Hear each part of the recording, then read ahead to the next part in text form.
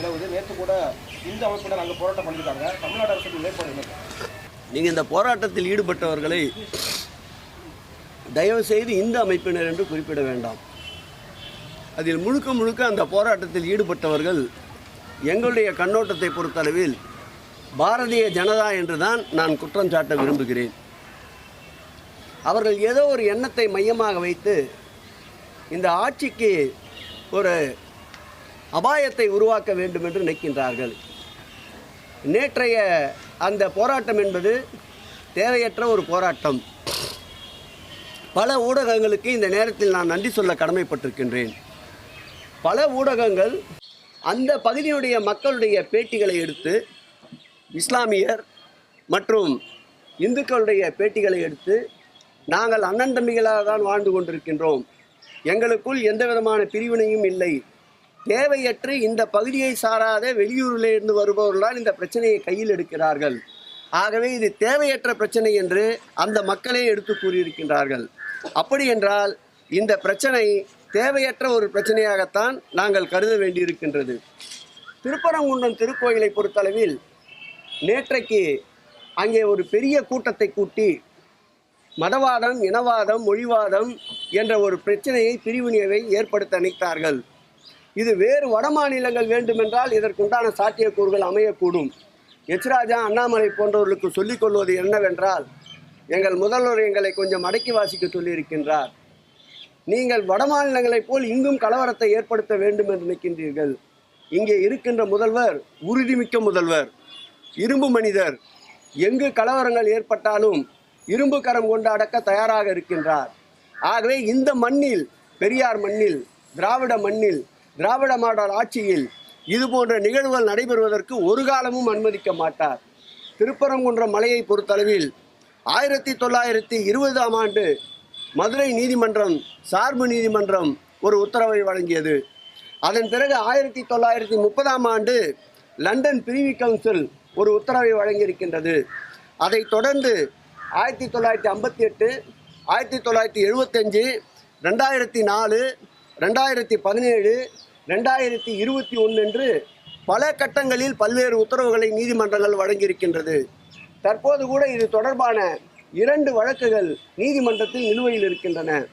இந்த கடந்த காலங்களில் எந்தெந்த அடிப்படையில் 7 வழக்குகளில் நீதிமன்றம் உத்தரவு வழங்கியதோ அந்த நீதிமன்றத்தின் உத்தரவிற்கேற்றார் போல்தான் இந்த அரசு நீதியின் அரசு என்பதால், நீதி தேவதையின் அரசு என்பதால் அதை மதித்து செயல்பட்டு கொண்டிருக்கின்றோம்.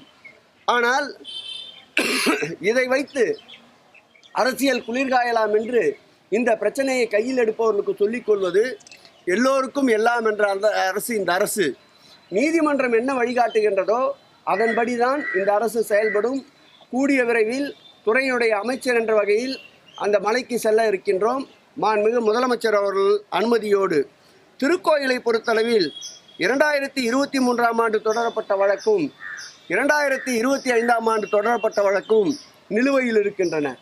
அந்த வழக்குடைய தீர்ப்பு எது வருகிறதோ அதை பொறுத்து அரசு அந்த தீர்ப்பை செயல்படுத்துகின்ற முடிவை மேற்கொள்ளும்.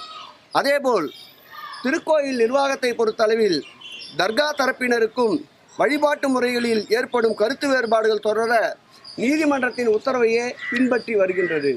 அங்கே இஸ்லாமியர்களும் இந்துக்களும் மாமன் மச்சான்களாக சகோதரத்தோடு வாழ்ந்து கொண்டிருக்கின்றார்கள். பாரதிய ஜனதா கட்சி தமிழ்நாட்டில் அந்நியப்படுத்தி அதன் மூலம் தேர்தல் லாபம் காணலாம் என்று நிற்கின்றார்கள். 2026ஆம் ஆண்டு மக்கள் வெகுண்டெழுந்திருக்கின்றார்கள்.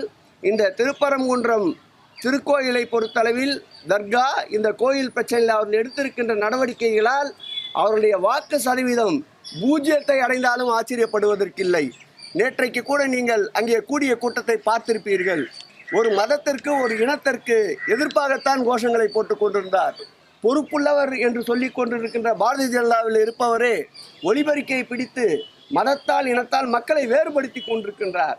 இந்த ஆட்சியை பொறுத்தளவில் எல்லோருக்கும் எல்லாம் ஏற்கனவே என்ன வழிபாட்டு நெறிமுறைகள் இருந்ததோ, என்ன வழிபாட்டை தொடர்ந்து கொண்டிருக்கின்றார்களோ அதுவே தொடரும். நீதிமன்ற தீர்ப்பின் அடிப்படையில் மாண்புமிகு தமிழக முதல்வர் அவர்கள் நிச்சயம் நீதிமன்றத்தின் வழிகாட்டுதலோடு ஏற்புடைய கருத்துக்கள் என்றால் செயல்படுவதற்கு தயாராக இருக்கின்றோம்.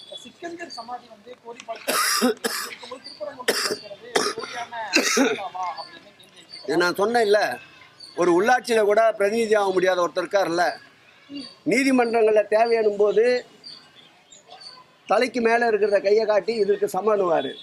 தேவை இருக்கின்ற பொழுது நீதிமன்ற தீர்ப்பை ஆகா ஓகோன்னு பேசுவார். இரட்டை நாக்கை படைத்தவர். அவருடைய கேள்விகளெல்லாம் பத்திரிகை நண்பர்கள் அவ்வளவு செவிசாய்க்க வேண்டாம். இனத்தால், மொழியால், மதத்தால் மக்களை பிளவுபடுத்த வேண்டும் என்பதுதான் அவருடைய நோக்கம். அவர் ஒரு மனிதனே அல்ல. ஆகவே அவருடைய கூற்றுக்களை எடுத்து இது போன்று விஷம பிரச்சாரங்களுக்கு முக்கியத்துவம் அளிக்க வேண்டாம் என்று பத்திரிகை நண்பர்களை கேட்டுக்கொள்கிறேன்.